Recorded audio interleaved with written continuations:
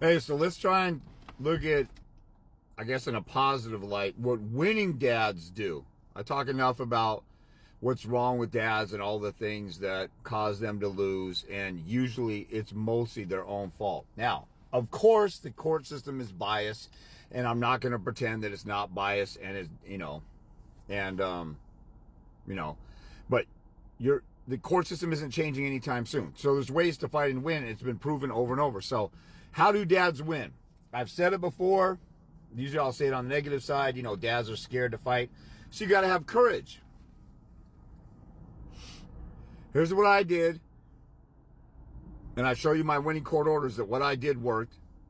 You see testimonials from other dads that worked with me, or watch my videos, or learn from my lessons and my packets in my store. I have one video in my store that's like a big course on the rules of evidence. But the most successful dads, as soon as their case starts, they get a hold of me. And anybody could find me and could have found me anytime in the past 15, 16, 17 years or so that I've been online. I've had a couple different websites that kind of fizzled out and they were getting old. And, with social media now, I'm the only one in the world with the hashtag how I got custody. So I have a unique niche or spot in, on the internet, in a place on the internet. So most dads, the most successful dads will, as soon as they're blindsided, get screwed or whatever, they'll call attorneys. Attorneys want thousands of dollars. They can't afford an attorney. And they'll do their research and do their due diligence, and they'll find me. And they'll get on the offensive from the beginning. So they have their mind made up. So number one, they got their mind made up that they're willing to fight this battle. And they're willing to go for it. And all the challenges that come with going to court, how overwhelming it is, how daunting it is. They get a hold of me and I tell them and I prep them, this is going to get ugly. You have to make up your mind. This is for the long term. I'm going to spend the next good year of my life focusing on my case and nothing else. I'm not going to be a desperate little thirsty bitch and go out and get a bunch of girlfriends or run through a bunch of other women because I'm stressed out, or have another baby out of wedlock, or get another baby's mom, or desperately get into a relationship. I'm not going to do all that stupid ass crybaby, woe is me, I need something, or whatever. I'm going to, you see a lot of these men's pages. I'm sure most of you seen them because they're popular now. They say, go and disappear for a year. Go and prove yourself. And they're talking in general about life, improving yourself, getting in shape, getting your business together, whatever. Go disappear for a year. Focus on this and focus on that. And look at the end of a year how you'll come out a better person or something. You got to do that with your custody battle. You have to change your mentality. So the first thing is they make up in their mind, I'm about to go through hell and it's going to be ugly. If you want it to be easy, I have a right to my kid and nobody should be able to take away my right. If you're going to be a entitled little diva with that feminine energy and whine, cry, piss, and moan about how you're entitled to something, you have a right to that. But, black people had a right to equality in the Jim Crow South, and they didn't get it. And even after Jim Crow laws were lifted and found unconstitutional, they didn't get it. Native Americans had their issues. Japanese people had their issues during World War II. Everybody thought that they were spying. They actually got jailed in concentration camps in America. Japanese citizens who were born here. Every group of people in the history of the world has gone through something. Every culture has endorsed and allowed slavery. Every category of gender or whatever has suffered some kind of oppression.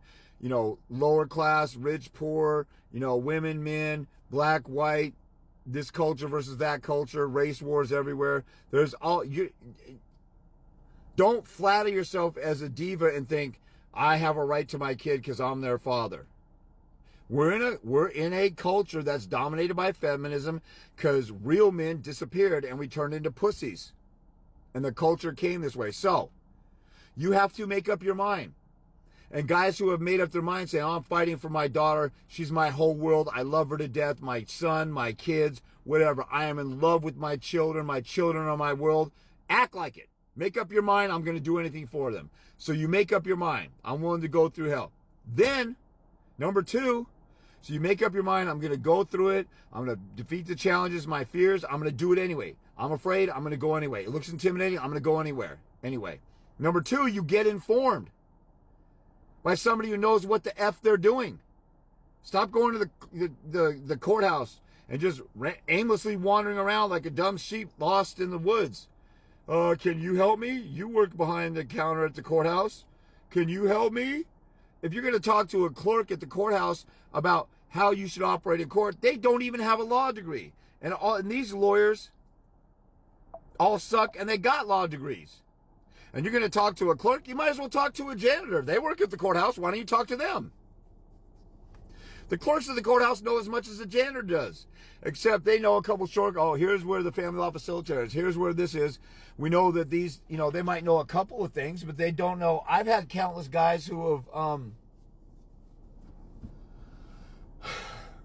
have went to the courthouse, got an appointment with a family law facilitator, and the facilitator said, oh, you can't vacate your parenting plan. You have to go to court and modify your parenting plan. Or you have to do this, or you have to do that. And they deterred them and took them down the road. And the guys were so dumb, they didn't even ask him, okay, where do you get that from? They just trust somebody in a suit and tie behind a counter. So you make up your mind, get the right mentality. Then you get informed. Guys who actually care and actually win are the most successful. Get multiple appointments with me. From the jump.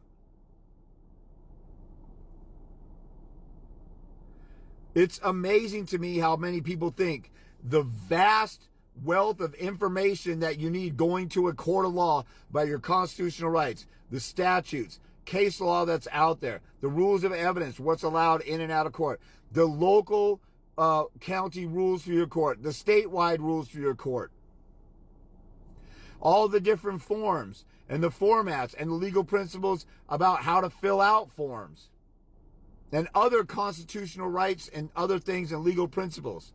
There is no way you can learn all that stuff in my initial requirement for an hour and a half. You can take up to an hour and a half for initial consult with me. Some people, I got a quickie question. How do I fight off a restraining order? How do I get ready for trial? I've had guys who call me the day before a trial. They've been watching me. I had a guy watch me for a year. I got trial tomorrow. I don't know what to do. What do I do?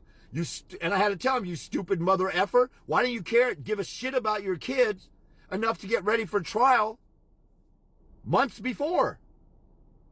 Or why weren't you taking notes when you're watching my free videos? You're going to ask me how to get ready for trial? Go look at a law library and go read all the books in the law library. Then you'll be ready for trial. Your dumbass didn't even consider how vast this. You think I'm just going to walk in like the DMV? Oh, I just show my ID and I get a driver's license. I just, show a credit card and I get a plane ticket. I just show my face and I get my kids. Come on, man. You cannot be that stupid. So guys get informed on all these things, and then they put in the work. They put in time.